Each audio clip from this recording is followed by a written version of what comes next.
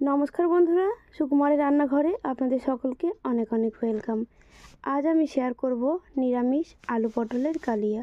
তাহলে চলুন বন্ধুরা, রেসিপিটি শুরু করি। তার জন্য আমি এখানে নিয়েছি 500 গ্রাম মতন পটলগুলো দেখুন গায়ে একটু খোসা রেখে ছাড়িয়ে নিয়েছি, আর মাঝামাঝি দুটো টুকরো করে নিয়েছি। এবার দেখুন গ্যাসে কড়াই বসিয়ে দিয়েছি, দিয়ে দিলাম কড়াইতে পরিমাণ মতো সাদা তেল। তেলটা গরম হওয়ার পরে প্রথমে আলুগুলো ভেজে নেব। আলুগুলো নাড়াচাড়া করে হালকা ভেজে নিয়েছি, এরপরে পটলগুলো দিয়ে দেব। আলু আর পটল দুটো একসাথে খুব ভালো করে ভাজা করে নেব।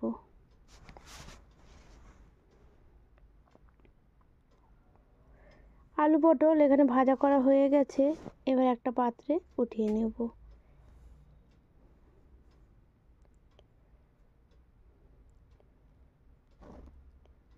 ওই তেলের মধ্যে ফোড়ন দিলাম একটা তেজপাতা আর একটা শুকনো লঙ্কা,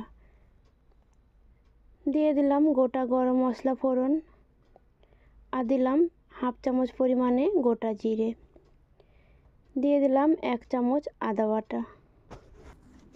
আদা বাটা একটু নাড়াচাড়া করে নিলাম, এবার জল দিয়ে দেব। জল দিয়ে আদা বাটা ভালোভাবে কষিয়ে নেব। আদা বাটার কাঁচা গন্ধ চলে যাওয়া অবধি কষিয়ে নিলাম।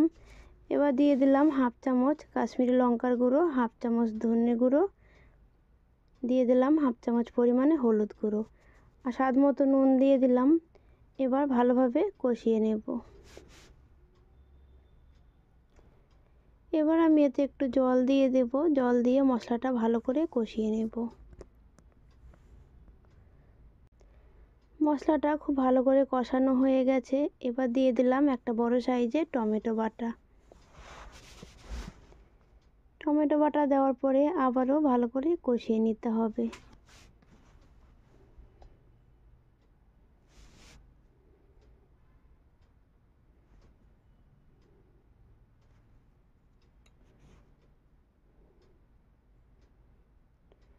টমেটো বাটা দেওয়ার পরে খুব ভালো করে কষিয়ে নিয়েছি। দেখুন টমেটোর যে এক্সট্রা জলটা ছিল ওইটা কিন্তু শুকিয়ে গেছে, তেল ওপরে ছেড়ে এসেছে। এই পর্যায়ে দিয়ে দিলাম 8 থেকে 10টা কাজু বাটা। কাজু বাটা দেওয়ার পরে আবারও ভালো করে কষিয়ে নিতে হবে। দুটো চেরা কাঁচা লঙ্কা দিয়ে দিলাম একসাথে।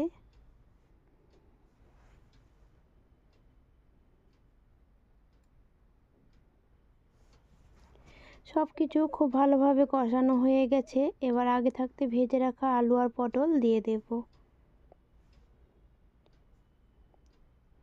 আলু পটল দিয়ে মশলার সাথে ভালো করে মিশিয়ে নেব। মিশানো হয়ে গেলে 1-2 মিনিট টাইম লাগিয়ে ভালোভাবে কষিয়ে নেব।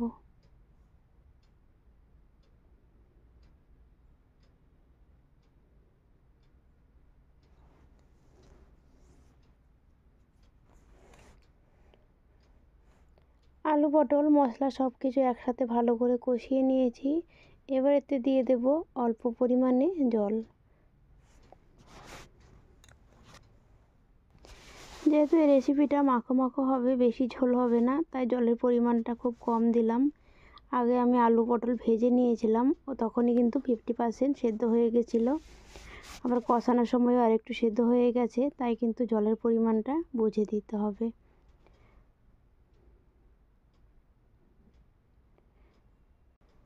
ঝোলটা ফুটতে শুরু হয়েছে, এই পর্যায়ে ঢাকা দিয়ে দিলাম। ঢাকা দিয়ে 10 মিনিট রান্না করে নেব। 10 মিনিট পরে ঢাকাটা তুলে নিয়েছি। দেখুন আলু পটল সব কিছু কিন্তু খুব ভালোভাবে সেদ্ধ হয়ে গেছে।